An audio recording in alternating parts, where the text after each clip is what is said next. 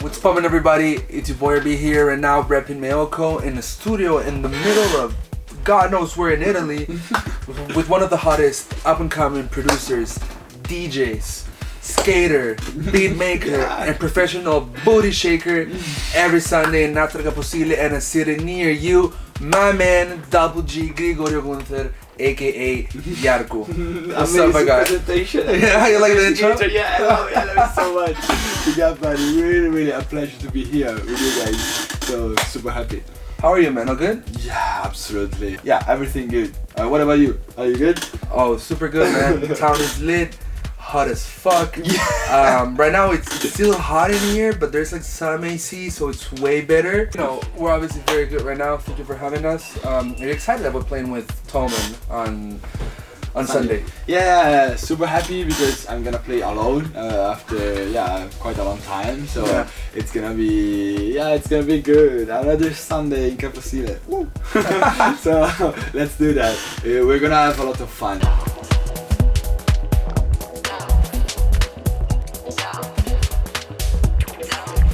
When you're finishing your thesis for uni, you're just getting on this shit, you know, all the stuff it's popping up very good right now.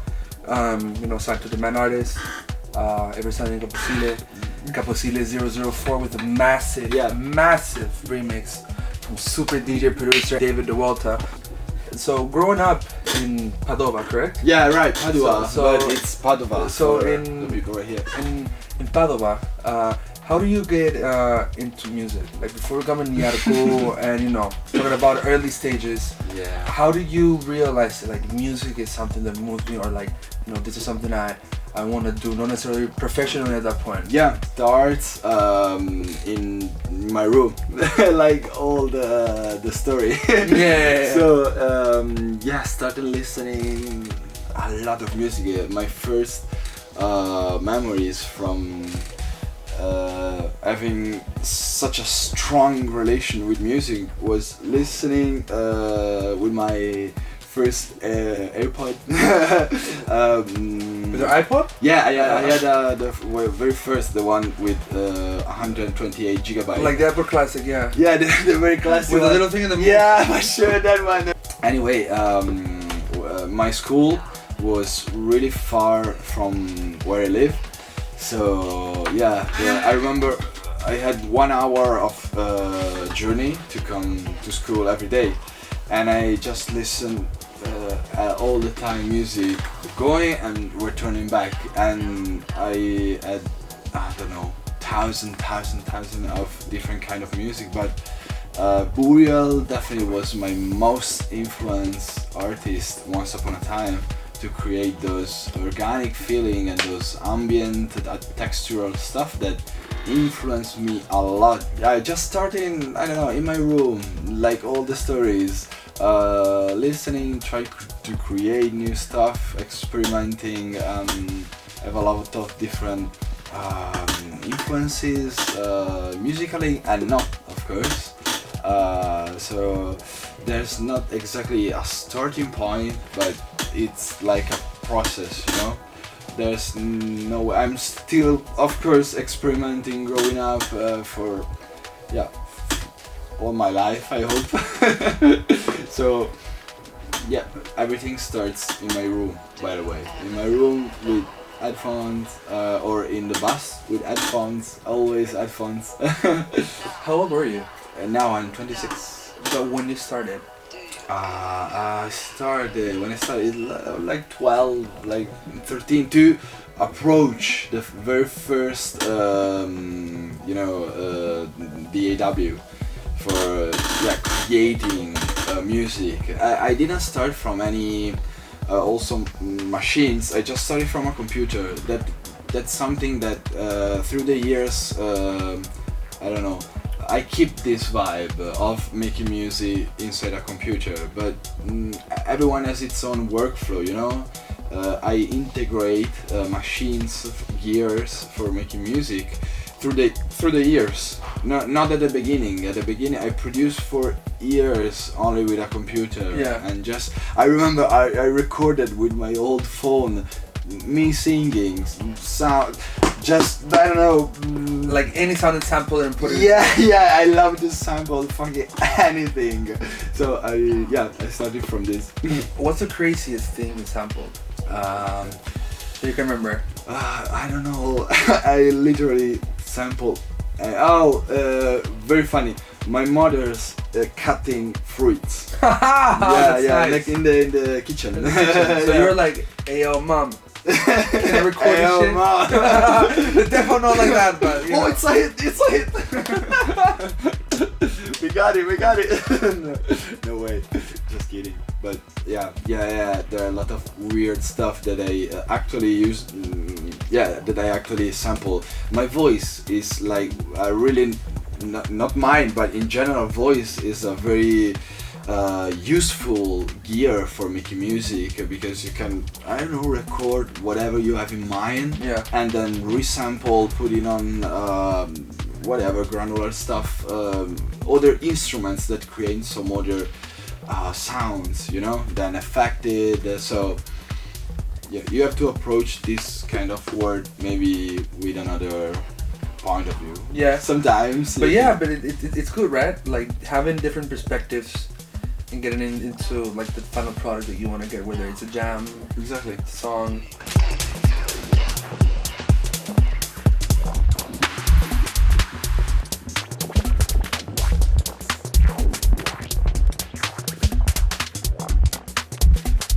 You study economics. Yeah, completely. Which different. is completely different. Yeah. And I'm guessing that at a certain point you felt like pursuing something in economics. Exactly. When did you realize you wanted to do music full time? Because I know you were already in uni when you realized that. Yeah. But when was it like, I need to do this? Yeah, it's weird because when I started my university path, I decided to stop my music experience. Because I never had that professional things like a press kit or something. I never had something really serious like right now. It was more of a hobby. Yeah, exactly. It was just for myself, for express myself and nothing more. So I decided to stop 3 years before COVID. 3 years before COVID, so in 2017, I stopped that. I just focusing on studying my university, and then COVID gave me the chance to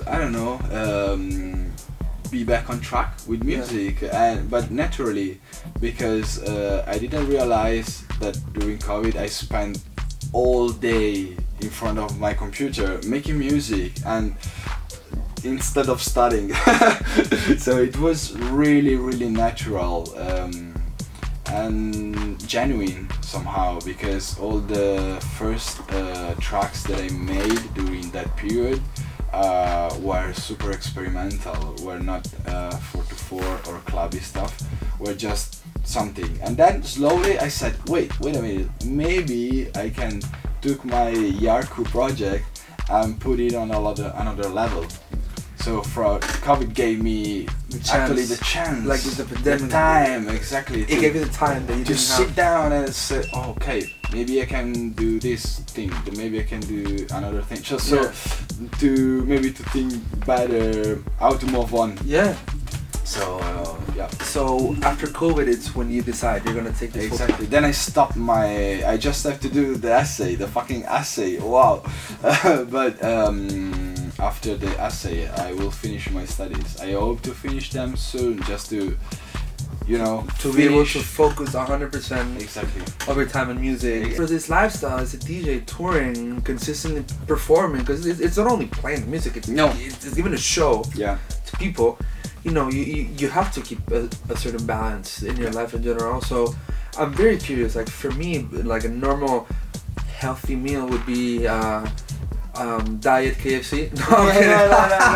No, but like no, KFC doesn't help you. But but it could, in your life, What is what like? Do you have a special diet to be able to cope with all this, or you just like to have a normal, like a healthy lifestyle, or what would like Yaar Ku's diet consist of? Yeah, very nice question. Yeah, first of all, balancing is the basis of everything, in my opinion.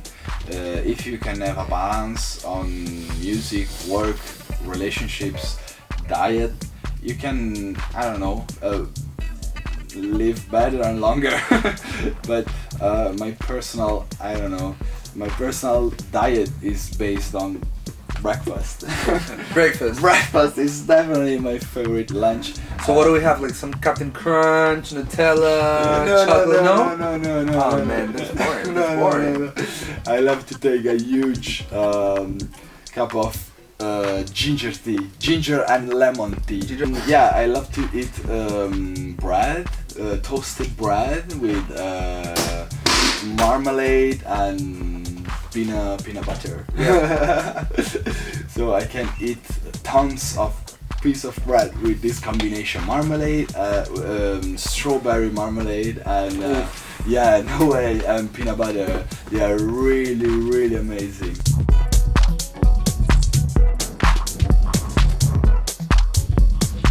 Talking about balance, you also skate. Talk about balance. I've tried. I'm not good. I either break boards or I break something. It's all good. Yeah, but it's okay. But you know, do you find any similarities between skateboarding and being a DJ or a producer? Like? Absolutely, because skateboarding it's based on tentatives. You know, on be stuck in a loop while you try something tons of time, different times. Yeah. Maybe you can close the trick, but you don't like how you close the trick. How I do it. So like if I have a kickflip and I can land it, but I don't like how it goes, and I want the pop to go very nice and grab it at the top, and then boom. Exactly. Hopefully not break the board. So you have to do tons of mistakes before doing that trick perfectly, and it's like performances live, or also doing a track. I don't know how many draft tracks that I deleted from my my computer, because I said no, okay, this sucks, this one sucks. Oh, maybe this could be nice if you tweak something, or I can grab something from this. Yeah, exactly. You can grab something, you can keep something, you can create something else. So but when you exactly find the sweet spot, and you can feel it, because also in skating, when you do skateboarding, there are some days that you feel the board, that one only thing between you and the board. There's no limits. That's one thing. You got it. But it also in music. In music, it happens that you do tons of sessions when you feel to losing time, and then suddenly one day, I don't know, you did the hit. and you can also arrange and finish the track maybe in one day, or just finishing in 1 year, but who cares? The fact is that the idea is good. When you have the idea good, you can finish the track. So it's like skating. If you want to do a line and you want to have the tracks ready, it's like with the tracks ready, with the tricks ready, it's getting all the elements you want for the line, and then the line is like the track once you complete it. Exactly. You close one trick, then another trick, and also in music you learn how to do one thing, then another thing. So it's a process, you know. It's always learning, like, you know. Never stop learning. Knowledge is power, baby.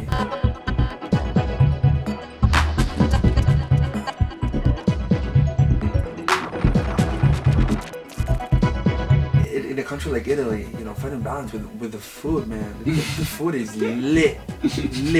Yeah. Then, I mean, the music scene, it's very rich. Like classical music has always been big in here. Yeah. And then when we talk about electronic music, we have parties like Circo Loco. Yes, it gets born in this Italian in Ibiza, but at the same time, it's from Italians. You have Music On, you have venues like Tenax, Goa, Caposile now, parties like Outcast, festivals like Kappa Futur, Yeah. and you know, DJs like Ilario Alicante, Silvilotto, the moment Francesco Del Garda, and you know, Marco Corolla is probably like Absolutely. one of the absolute goals. Like whether you like the music or not, like the man's been there on top for such a long time. Yeah, So sure. from all that, you know, what like is there a particular DJ that inspired you when you were growing up? So Or that you looked up to? I know like Burrell is what got you into music and everything, but when it comes to specifically DJing, yeah, and electronic DJing. Yeah, it's easy, but definitely Ricardo Villalobos, and also Raresh a lot, since the first Raresh inspired me so much for DJing because of, I don't know, before the music, the presence in the booth, but then of course the music perfectly matched for this DJ because they have a lot of emotions, vibes through their set. You can really feel another kind of, I don't know, energy in the air when you listen to them. I know, and it's crazy if they don't overdo it, because like right now, you know, for example, you have Marco, who I might be very wrong, by the way, I'm imitating them, right? But like they're playing, and it goes like with this, I think it's F1 set one from the tractor stuff from Tractor, when it goes like instruments. with the effects. And then pulls off the hand, and that's Marco most of the times. But like, you know, when you see, and it goes with him. Yeah. With what he's playing. Yeah, sure. When you see Ricardo, you can see the yeah, vibes moving and all that and moving, and then you know, just talking to people for like 20 minutes, and then yeah, and just, you know, the energy goes nuts. And you know, also Radesh, you know, like when he plays, like, so what inspired you was what, like the energy, the music, like what is it that, you know, made you look up to them? The energy, I guess. Yeah, absolutely. The energy is something so important in everything in general. If you don't transmit something, I don't know, in general, everyone doesn't understand you well. You have to be clear with someone, with gesture, with feeling, with vibes. And with the music as well. Exactly. That, you have to be direct, you know. There's no other ways, some introspective things. You have to be clear to people. So if you are enjoying, if you are a solar people, you have to be everywhere, I don't know, happy and with a smile. Because with a smile, yeah, life is good.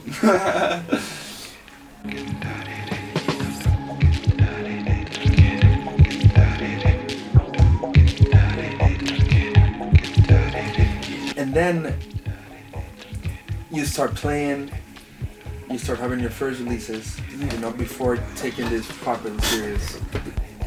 What do you enjoyed the most out of that time, and what do you what do you miss from that time? Oh yeah.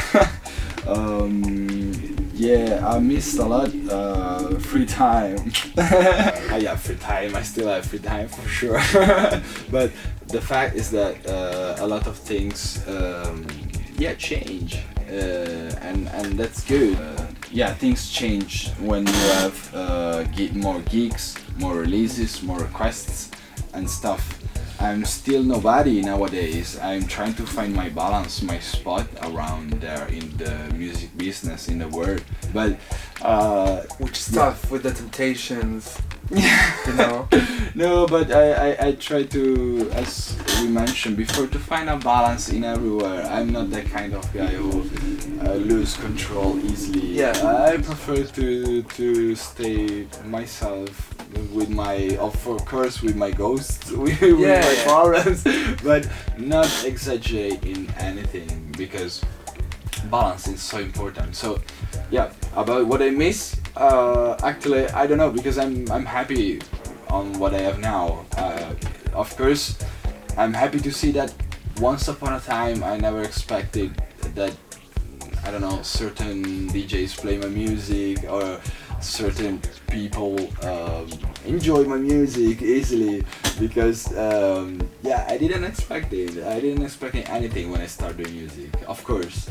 It's crazy, right? Like people everywhere in the world might listen to a track and be like, you know, like, ooh, this is saucy, or just look like, vamos, like it's a part of that, but you know, or just or looking at the phone. But whatever happens, like it reaches a lot of places, and one of the places it reached, and you got invited to play at, is After Caposile. Yeah. And that happened last year. You've been out there for almost a year. Yeah.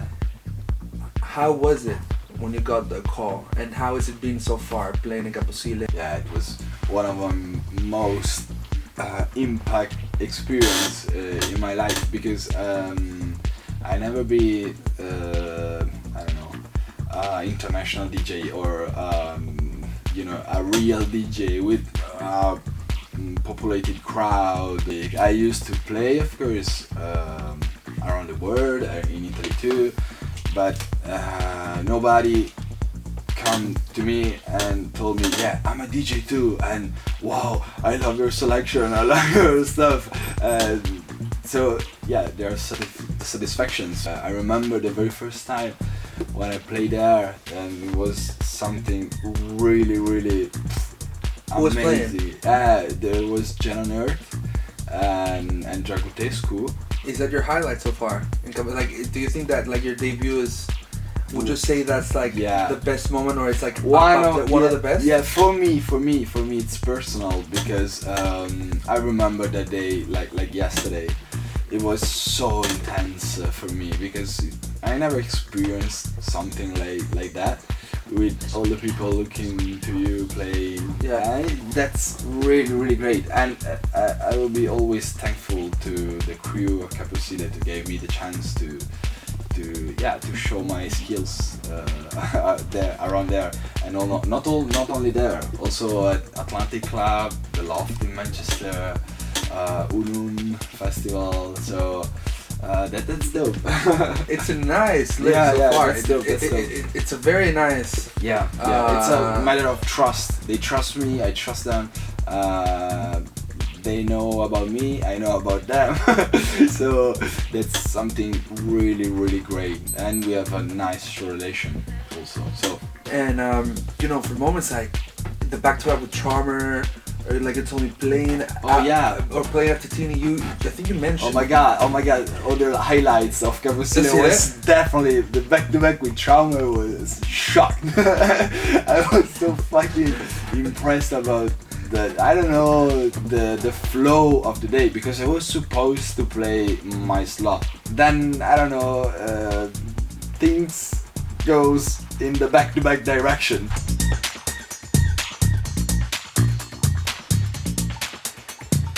So I'm guessing there's not necessarily like a highlight specifically, but like the whole ride, being able to play with Tron back to back, getting signed to the agency, getting to travel with them as well. Yeah. Because I'm guessing when you travel with them, how is it traveling? Like with the whole Caposile family? Like, is it funny?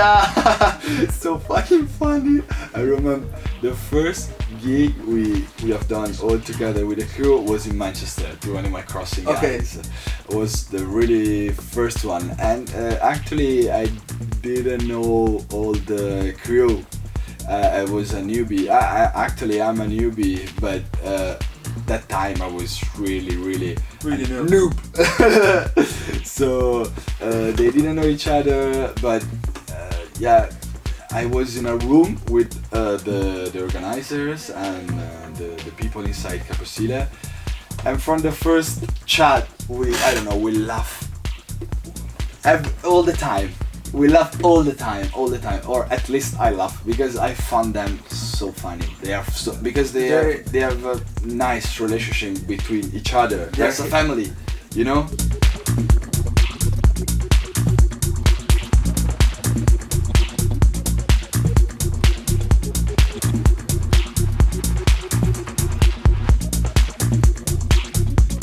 What would you tell us? How would you describe After Caposile? It's a sunny place. It's a smiley place. It's a place where if you come in, you cannot be in a bad mood.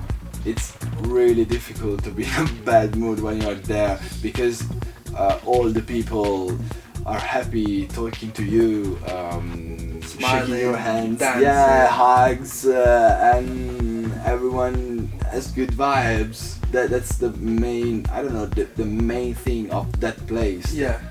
So yeah, you have to absolutely to experience this thing.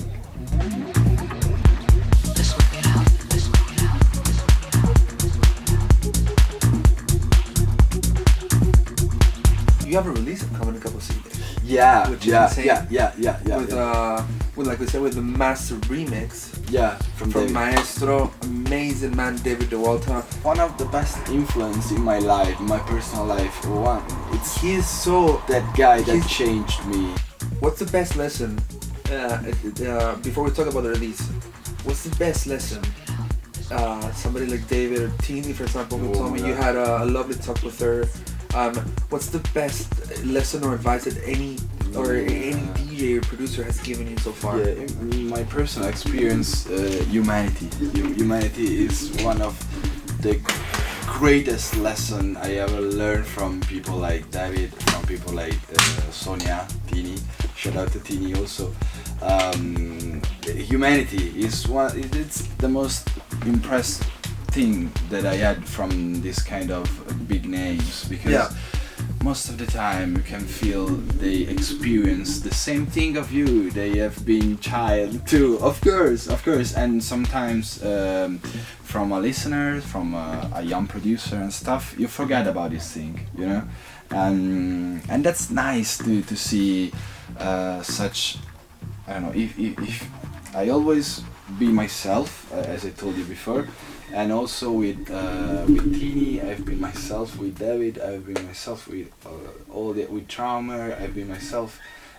Not because I'm something special, but because I just living everyday life, you know. You know, like it's not fake.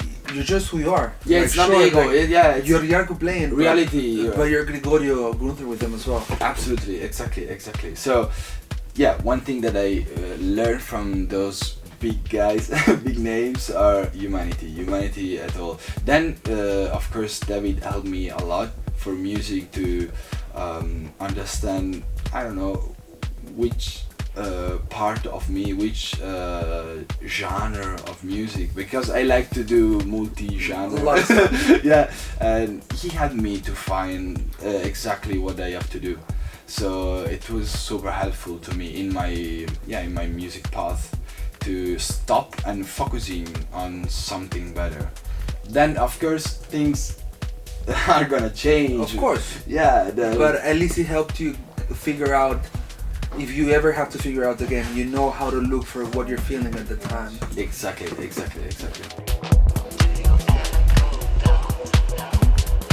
With the release. Yeah. It's the fourth release in Caposile. Yeah, the fourth. Yeah, It's exactly. a vinyl release. How would you describe the sound to somebody that's over there? It's weird because we decided both with Mattia Cuenca to put it, not create a unique sound of the AP. I mean, there are three completely different tracks, original tracks. So the first one is Aura, and it's a very ethereal track. It sounds like an ethereal aura. Yeah, also the title and everything, it's a very, I don't know, chill out track. I like to chill out when I'm in the studio sometimes, because you do frenetic all the day, and maybe sometimes to stop and create something with pad, with some lush, I don't know, strings, and also something that you, okay. And Something that has like a very nice melody. Exactly. Yeah, something that you put it on the clouds. And Aura, it's definitely one of my favorite tracks so far, really, with some vocals that I recorded with a friend of mine. So it's a personal one. The most banger, it's Jobu. That is the A2, the second part of the side. And that one is a super clubby one. I made it after the show, I remember I went to Manchester. After waking up in the room and finding Ricky with Shonky. yeah. Yeah. You know that. Yeah, it was super funny. Yeah, Shonky inspired me a lot that night. So it was super inspiring. I come back and I suddenly switch off my computer to because I wrote some notes to remember something to do when I am home with lack of ideas. And the title of the note was banger track. But in my perspective, of course, not in a matter of banger that is banger. Yeah, there's gonna be the next Losing It or super commercial, but it's a track you can dance to. Yeah, my interpretation of banger. And the third track is Obe, it's Out of Body Experience. And that track is a very special one for me because I did that track in a very transcendental situation. At least the bases of that track are only percussive, so I jam with a lot of percussions. I put some samples from tribal old tracks and stuff. And then when I made all the bases of the track, I started singing on the track. So the track is sung by me basically, and I was so inspired by artists like Nicolas Jar, for instance. Genius. Genius. One of them dudes that not a touring DJ, but behind the studio I've never heard anyone say anything less of a genius. Yeah, I think that's the genius. Of course, he also inspired me a lot. And so then the remix from David comes, and the remix. I remember when I received from the first time, he sent me the remix on Telegram, and I've just came back from my Stockholm gig with Eric Perhammer. Shout out to Perhammer. He's another very close friend of mine, and humanity, always humanity first of everything. And I returned from the gig, and I received the remix as far as I come back home. So I said, I switch on my speakers and I listened to the remix. I said, no way. And to have an interpretation by the Walta of one of my tracks was an amazing experience because finding your own music reinterpreted by somebody else. Yeah, exactly. And liking it. Yeah, exactly, and liking it.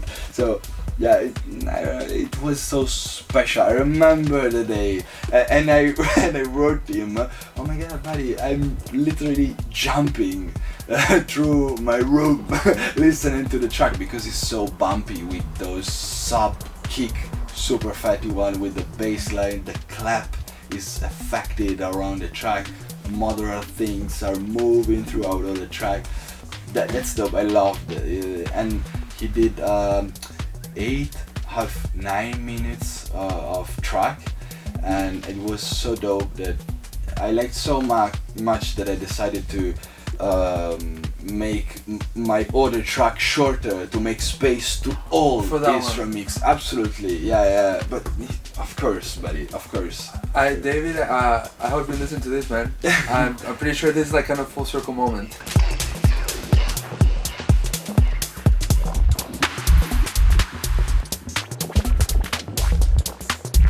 Been able to grow so far to a point where you're having remixes by giant artists like the Walta, playing in Stockholm with Brammer, the Loft in Manchester, Unum in Albania, having the Sorcerer 4 release, and now getting signed to Demand Artists and being named by DJ Mag, one of the up and coming DJs to watch. Congrats on that, by the way. Thank you, thank you so much. So it means a lot for me. My final question is, what are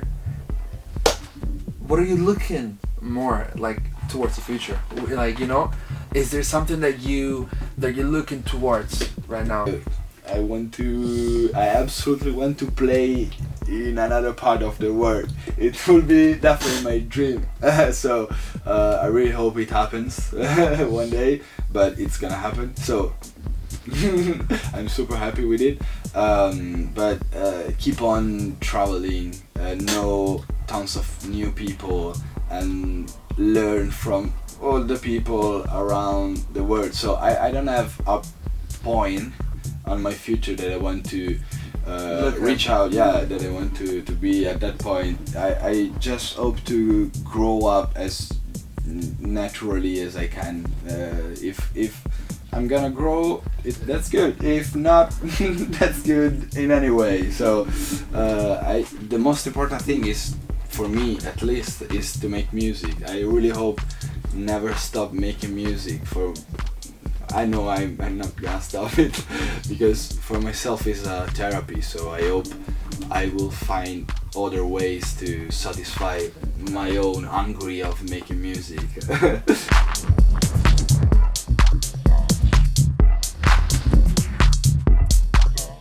My man, it's been a pleasure talking to you. My pleasure, buddy. Thank you so much. Thank you very much for your time. For everything. And really. honesty. I cannot be happier for you. And yeah, guys, this is it. This was the main man, Yaar Ku, aka Double G Gregorio Gunther. Yo M for RB hosting it, repping Meoko. Let us know if you like this interview in the comments. What do you like the most? If you like this sort of format where we support up and coming artists, if you want other artists, just let us know in the comments below. And come on, don't forget to drop a nice heart or a thumbs up if you're on YouTube, hearts if you're on Instagram. So yeah, cheers, thank you very much for your time. We love you all, and we'll see you later, dear ravers. Cheers.